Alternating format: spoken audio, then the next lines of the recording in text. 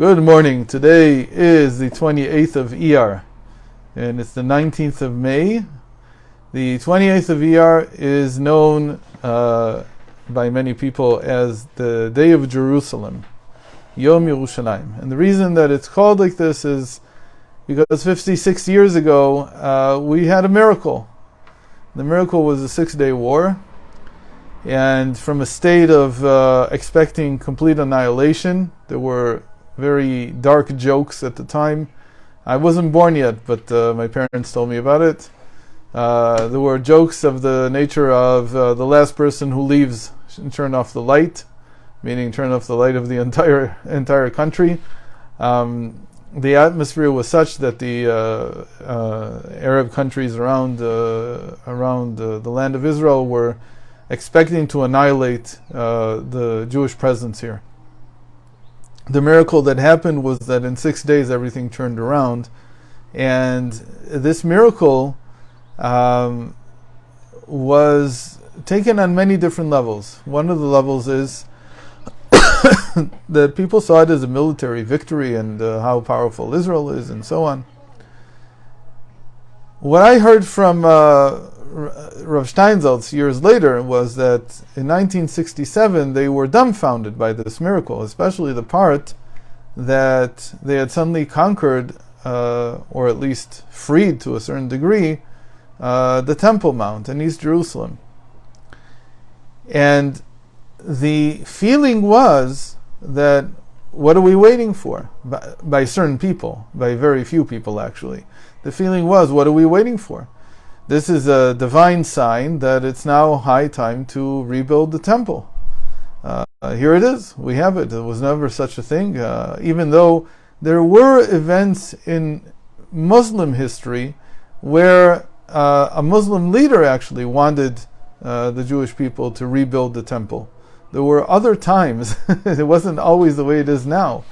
In any case, so Rav Steinsaltz said that the feeling was that something tremendous had changed, but that there was no one or not enough people who could be a critical mass to actually create the type of change that this needed to lead to. In 1967, the situation wasn't the way that it is today. Today, if that would happen, I believe that the weight would push in the direction, the weight of the public, of the Jewish people living in the land of Israel and around the world, would push in that direction. Meaning, if there would be such a strange miracle that suddenly we would recapture the Temple Mount, then there would probably be that type of insistence from a very large percentage of the people. But because it was nobody to really take advantage of the miracle, and it seemed like there was no one who was interested in actually doing something with it, except for a very small group of people who had no say and no voice. What happened was that a couple of days later, the Israeli government simply gave the Temple Mount to the Arabs, to the Waqf, which is an organization that is supposed to take care of it, saying simply, we don't want anything to do with it. And that was the situation since then. It's a tragedy. Why is this such a tragedy? Because the Temple Mount became the source of violence, of terrorism, exactly the opposite from what it's supposed to be. And the takeaway from this is that miracles don't always require us to actually do something. Meaning, a miracle doesn't come with a rule book or with an instruction manual that says this is what you're supposed to do with it. A miracle is like everything divine in this world. You can take it or you can ignore it. You can make it work for you, or you can just simply ignore it and say, well, the world just has to continue turning around the way it was yesterday. And that's one of the most important lessons to learn from this. I remember the Rav Steinsaltz used to tell us many times, what I decided then to do in 1967 when I saw that there was no recourse, there was nobody there who was ready to do anything about the Temple Mount. What I decided to do was to ensure that the next time that a miracle happens, and it will happen because miracles happen from time to time, there will be a critical mass of people who understand enough about the importance of the Temple Mount, who understand enough about the importance of their connection with God, and who understand enough of how this location is considered to be the center of world peace, the center of everything that will change humanity, or at least has the potential to change the course of humanity. And so that when the next miracle happens, it doesn't happen and then is just forgotten. It actually leaves a true impression, creates a true change in reality. This, in many ways, is the lesson of today's sixth reading of Parashat Bemidbar. And why is that? Because something very strange happens in today's reading. The great miracle that happened in Egypt, the only miracle that God actually told Moses was going to happen, Moses knew was going to happen even before he came to Egypt, was the plague of the firstborn. The miracle that happened wasn't just that the firstborn of the Egyptians were killed. The reason they were killed, it's important to know, is because in the ancient world, beginning with Adam, the firstborn was always consecrated to worship the idols. They were the ones who served in the temples that were at that stage dedicated to idolatry. So the firstborn were the holy, in the sense of, right, in quotes, the holy in the sense of the ones who are dedicated the most to idolatry. And so in order to destroy Egypt's idols, it was necessary to also destroy the ones who conducted the worship of those idols, which were the firstborn. Now, unfortunately, this was also the case with the firstborn of many of the Jewish families that lived in Egypt. They too were dedicated to the idols of Egypt. And so God made a miracle and he said, look, I understand that you think that everyone should, if I'm going after the idols, everyone should be killed equally. But I'm going to now make the greatest shift, which is that I believe that even a Jew who was steeped in idolatry before, not only do I believe, I will show you that he's capable of churning and using his knowledge and using his abilities to serve God. And so the Israelite firstborn were saved in Egypt. That was a miracle, a tremendous miracle. They even tried to combine them, put them under the same roof, the Egyptians and the Israelites, and yet only the Egyptians were smitten and the Israelites came out. That was a tremendous miracle. However, the firstborn lost that miracle. They did not take advantage of it.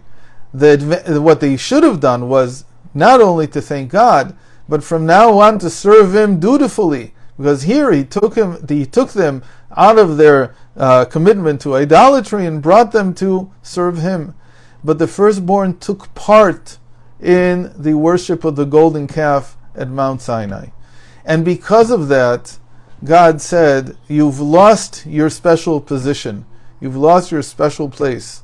And so I am taking away your special privilege to serve me, and I am giving it to the Levites, who we said all week long were special in the fact that they did not worship the golden calf.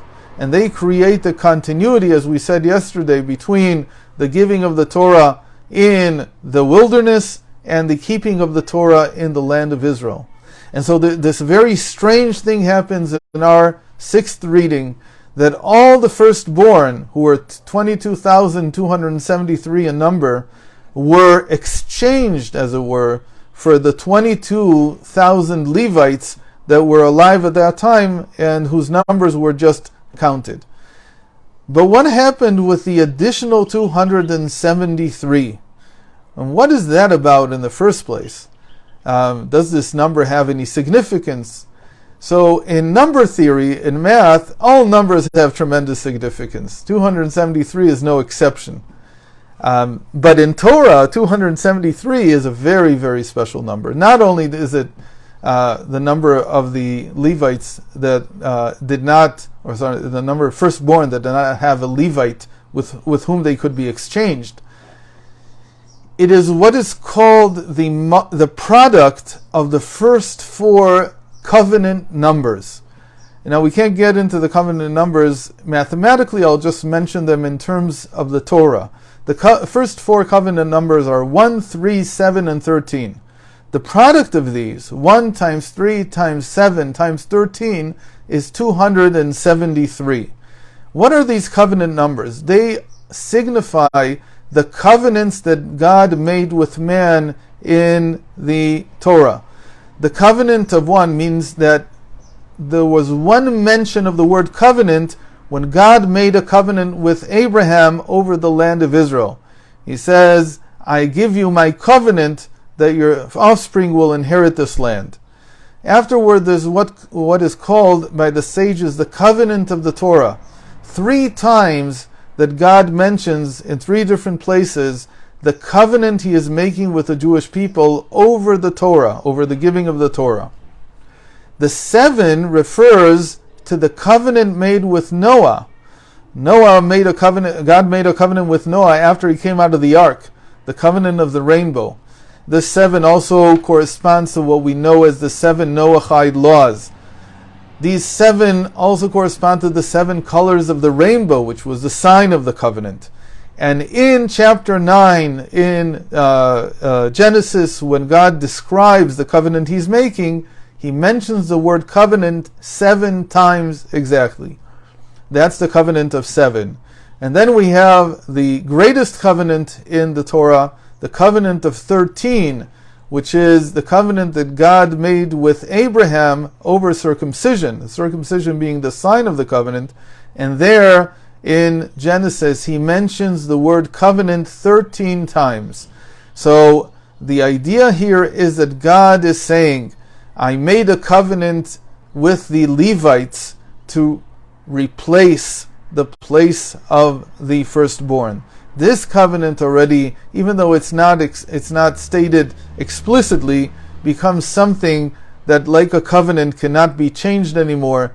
And the change, obviously, is that instead of the firstborn who had the miracle happen to them, but lost the opportunity, they didn't take advantage of it, now this was given to those who did take advantage of their connection with God and did not worship the golden calf.